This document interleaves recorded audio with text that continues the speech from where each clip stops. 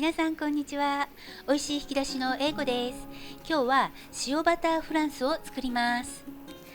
塩バターパンといえば塊のバターを入れてロール成形にしますが、今回はフランスパンの生地にバターを塗って包んでとじ目を上にして焼いてみました。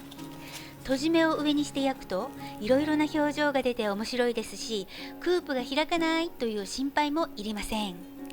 今回も失敗なしなので気軽に試していただけると嬉しいです。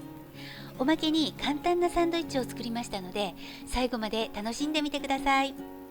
では生地作りから始めましょう。材料です。純強力粉、きび砂糖、塩、モルトパウダー、ドライイースト、ぬるま湯です。材料や分量などの詳細は概要欄をご参照ください。まず粉類を合わせます。純強力粉、きび砂糖、塩、モルトパウダー。モルトパウダーは色づきを良くするために入れましたが、ない場合は省略しても OK です。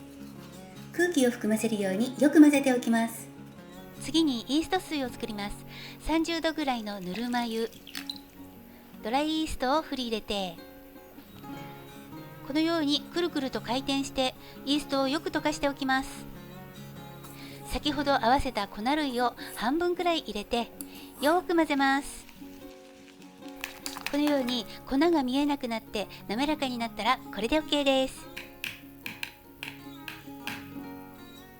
蓋をしてこのまま室温に10分置いておきます。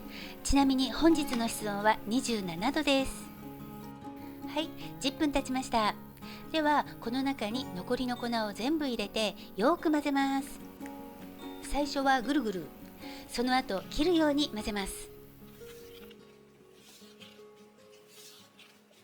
全体に水分が回ったらハムスター混ぜ1分間、容器を立てて上から手で押さえてヘラの根元を持って向こう側から手前へ、向こう側から手前へ、ハムスターのおもちゃのように回転させながら混ぜます。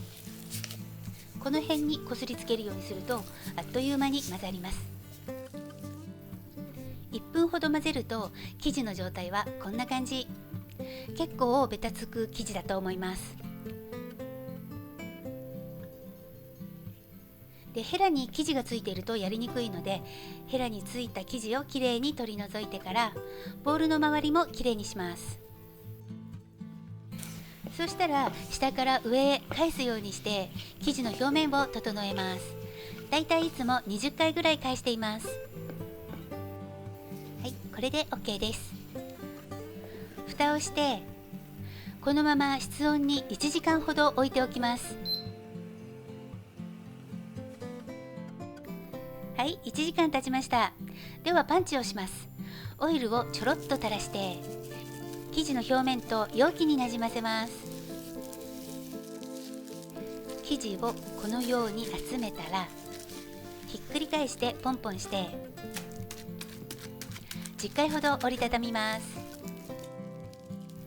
伸ばして切れそうになるまで伸ばしたら折りたたむ。これを繰り返します。10回ほど折りたたんだらこのように5、6回叩きごねを入れます。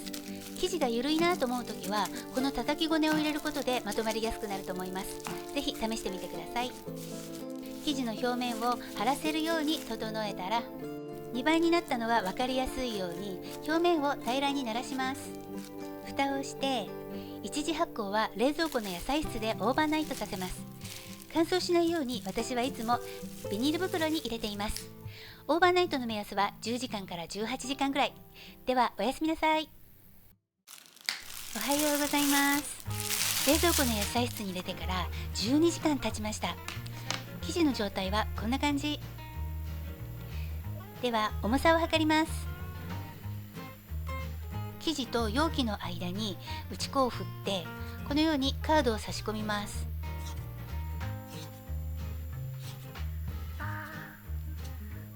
そうすると簡単に取り出せます。今日は4分割。なんかカードに生地がくっついてしまってなかなか切れないんですけど、こんな時はカードに粉をつけると切れやすいことを思い出して早速試してみました。そしたらめっちゃ切れやすい。最初からやればよかった。1つ 86g ぐらいに重さを揃えました。では丸めます。なるべくガスを抜かないように少し引っ張りながら中央に向けて折りたたむと、粉を振っていないベトベトの部分がすべて内側に入ります。このように中央でつまんだら表面を張らせるように丸めます。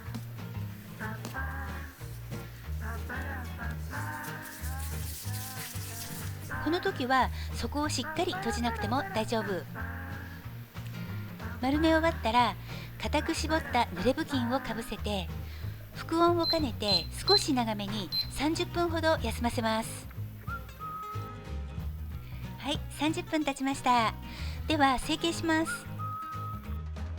粉を振った台の上に閉じ目を上にして置いたら、指先でツンツンしながら軽くガスを抜いて少し広げます。10g の無塩バターを4分割して室温でこのように柔らかくしておきました。そうしたらこの上に乗せてバターを塗り広げます。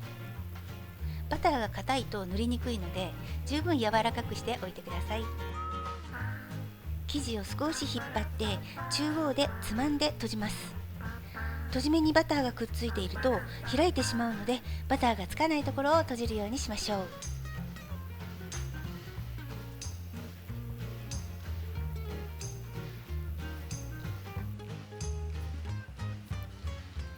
ガスがあったらこのように叩いて潰します。これだけ見ると肉まんかあんまんみたいですね。今度は3つ一緒にやっちゃいます。指先でツンツンして、大きさの目安は直径10センチぐらい。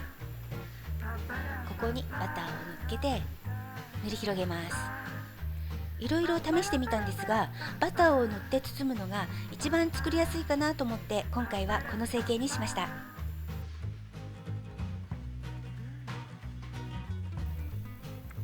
生地がベタついてやりにくい時は指先に手粉をつけるとやりやすいと思います。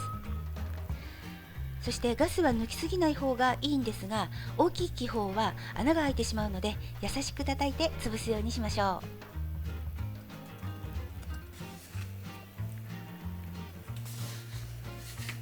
う。はい、これで OK です。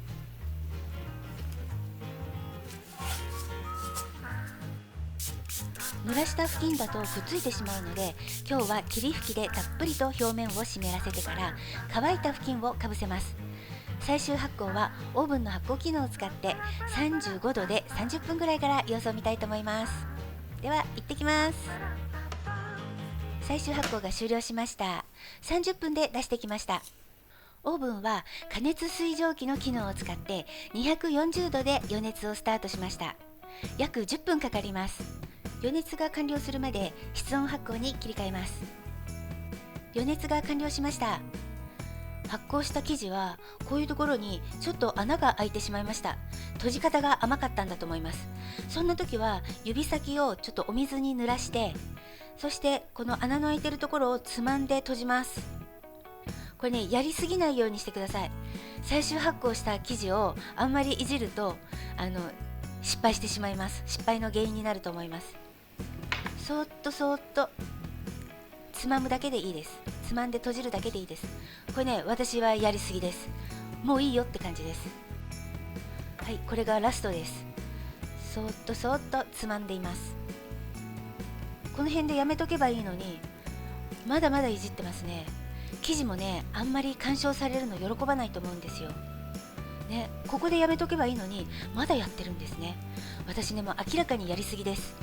皆さんこんなにやりすぎないように注意しましょう。やっと気が済んだかな。はい、そうしましたら岩塩を振ります。これはね、ピンクソルト。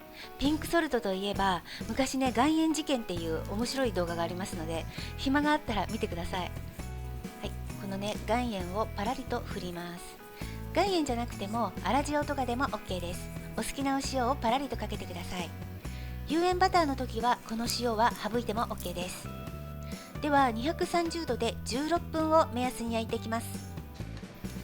私のオーブンは加熱水蒸気の機能を使ってもスチームがちょっと弱いので、ハード系を焼くときはこのように霧吹きでたっぷりとお水を吹きかけてから焼くようにしています。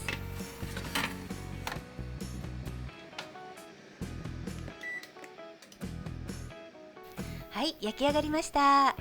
230度で16分焼きました。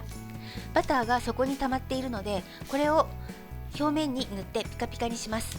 こっちもと思ったら、あら、バターが全然流れていませんでした。そんな時は流れちゃったところから拝借して、これもバターが流れていませんでした。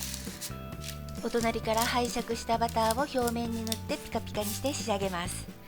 結局2個はバターが漏れたけど、2個はバターが漏れませんでした。どっちも成功。はい、これで完成です。ここからはサンドイッチを作ろうのコーナーです。まず横半分にパンをカットします。これね、トーストしてもいいんですが、焼きたてだったのでこのまま作ります。これは玉ねぎ麹入りの豆乳マヨネーズ。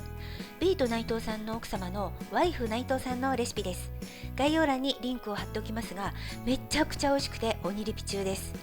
こちらは先日コストコで購入したサラダチキン。国産の桜鶏使用で、調味料は砂糖と塩だけ。軽くスモークされていてとっても美味しいです。ここにベビーリーフを乗せてブラックペッパーをガリガリして完成。今回も最後までご視聴いただきありがとうございます。楽しんでいただけましたらチャンネル登録とグッドボタンもよろしくお願いします。ではまた次回の動画でお会いしましょう。バイバーイ。